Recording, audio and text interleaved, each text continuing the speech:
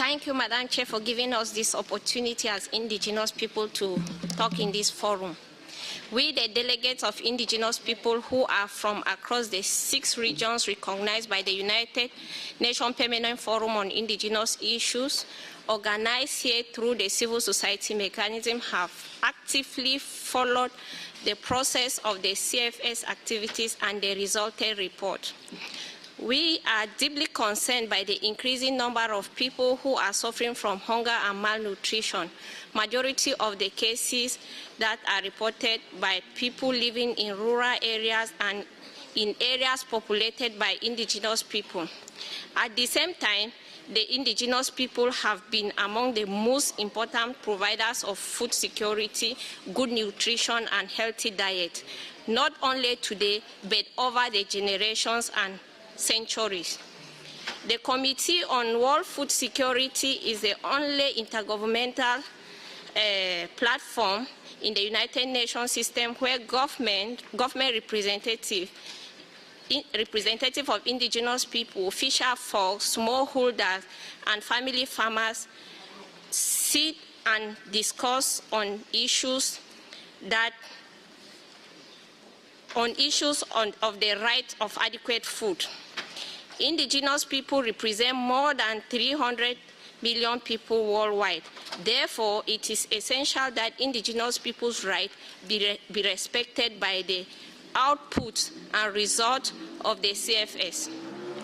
Indigenous people's rights are officially recognized in various international legal instruments in the principle of the voluntary guidelines on responsible governance on land tenure that respect and secure the legitimate tenure right of Indigenous people communities and the principle of free, prior, and informed consent of these communities.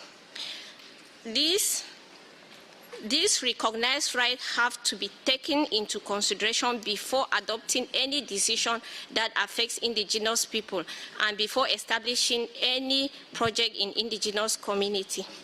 Madam Chair, the ancestral knowledge and practices of Indigenous people must be taken into account also within the CFS when addressing food security and nutrition in order to maintain Indigenous food systems and support the achievement of sustainable development goals.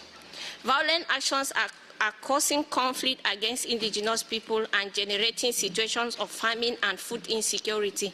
And for this reason, we strongly condemn the repression against our Indigenous brothers and sisters in Colombia, where 9 of our Indigenous brothers and sisters were murdered.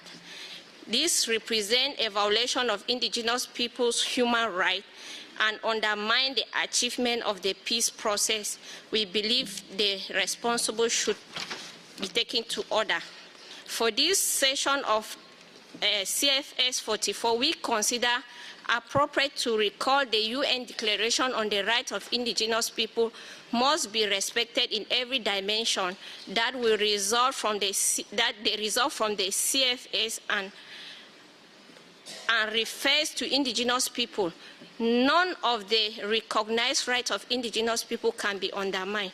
Finally, we encourage all stakeholders to implement the voluntary guidelines on responsible governance on the tenure of land, fisheries, and forests, the UN Declaration on the Rights of Indigenous People, and engage with the development eventual adoption of the UN Declaration on the Rights of Peasants and other people working in rural areas as currently discussed in Geneva. Thank you very much.